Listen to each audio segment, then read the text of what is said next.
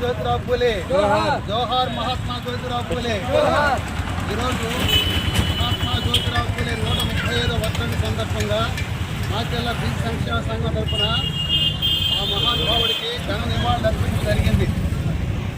18వ శతాబ్దంలోనే ఆ మహానుభావుడు సూత్రుడు అధిసూత్రులే మానవాడు చదువుకోకూడదు, అగ్రవర్ణాల వారి చదువుకోవాలన్న సందర్భంలో బ్రిటిష్ వారి సహాయ సహకారాలతో కొన్ని స్కూల్స్ ఏర్పాటు చేసి ఆ రోజున ఆయన విద్యకు ప్రాధాన్యత ఇచ్చి తన భార్యను కూడా చదివించి ఆయన విద్యకు ప్రాధాన్యత ఇచ్చి ఈ రోజున మనం ఉద్యోగాలు చేస్తున్నామంటే ఆడవాళ్ళు కూడా బయటికి రాగలుగుతున్నారంటే ఆ రోజు సావిత్రిబాయి పూలే చేసిన సేవలకి వారు చేసిన సేవల ద్వారా ఈరోజు మనం బయటకు రాగలుగుతున్నాము.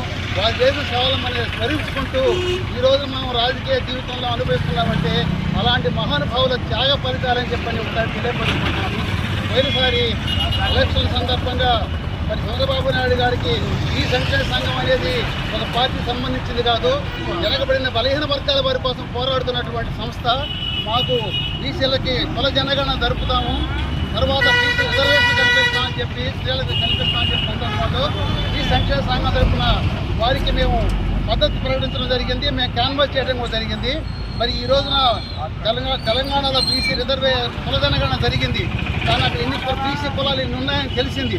కానీ ఆంధ్రప్రదేశ్లో మరి ఇద్దరు కుల జనగణన జరపకుండా రేపు పంచాయతీ ఎలక్షన్లు జరుపుతున్నారు కాబట్టి మరి కుల జనగణన జరుపుకుంటే రిజర్వేషన్ ఎలా కల్పిస్తున్నారు కాబట్టి చంద్రబాబు నాయుడు గారిని ఈ సందర్భంగా కుల జనగణన జరిపింది మరి మా ఎంత జనాభా మేము ఉందో తెలియపరుచుకొని మాకు రిజర్వేషన్ కల్పిస్తే ప్రభుత్వానికి అండదండలుగా ఉంటాయని చెప్పని ఉద్దేశంతో వారికి సందర్భంగా తెలియపరుచుకుంటూ మళ్ళీ అలాంటి మహానుభావుల్ని మనం తలుచుకోవాలని చెప్పని పేరు పేరున ధన్యవాదాలు తెలియపరుచుకుంటూ ఈ కార్యక్రమానికి ఇచ్చేసినటువంటి మహానుభావులందరికీ కూడా ధన్యవాదాలు తెలియపరుచుకుంటున్నాను.